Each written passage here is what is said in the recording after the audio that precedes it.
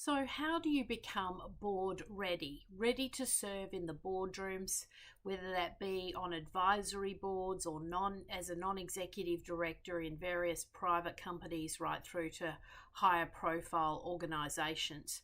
Your first step is to really become extremely knowledgeable, really understand the responsibilities, the duties, of a board director. And even if you're thinking of serving as an advisory board member, it's very important just to understand what the legal responsibilities are for non-executive directors.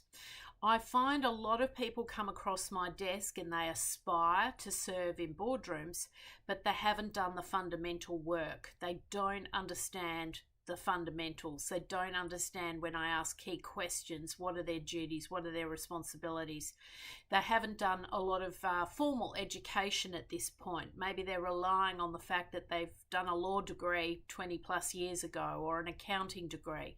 The reality is that this whole landscape has shifted quite a lot in recent years, and there's a very high burden on board directors to be very, very much across their brief. So it's really critical, first and foremost, that you become knowledgeable. You understand the responsibilities, and there's a number of ways you can do this. You can look at the ASX websites, the AICD websites. There are a lot of governance information available freely to individuals who want to become briefed.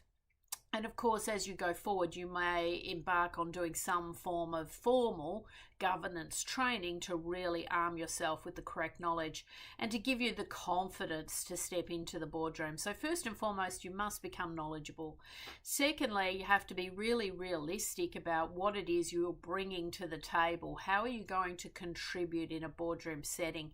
And that's going to enable you to really zero in on what is your unique value proposition.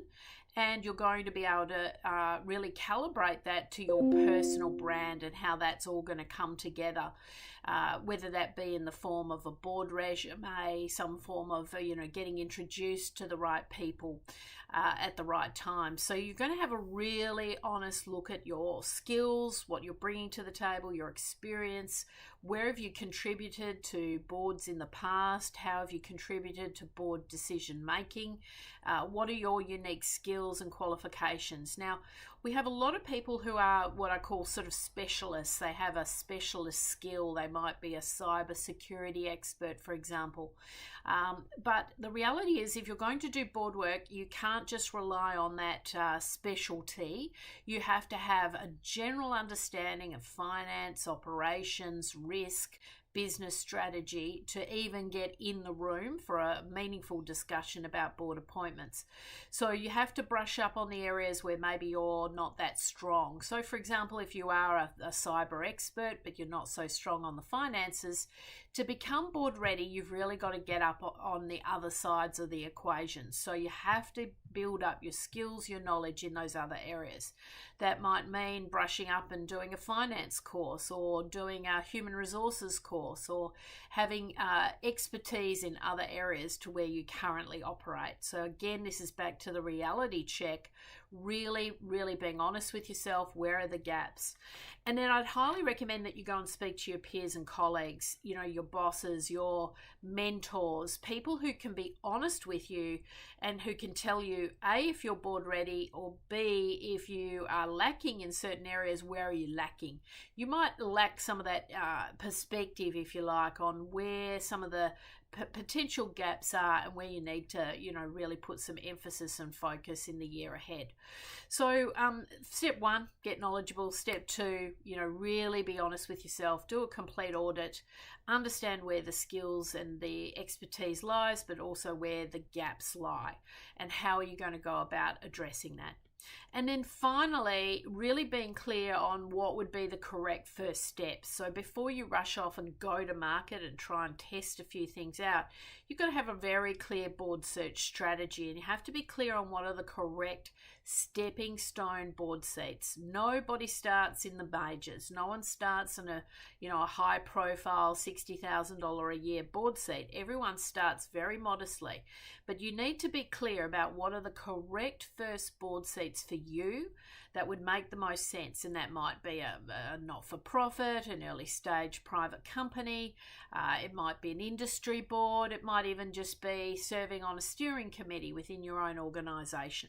So you've got to get clear on what is the correct steps, and then you can work backwards from there and put the actual actions into place to make that a reality.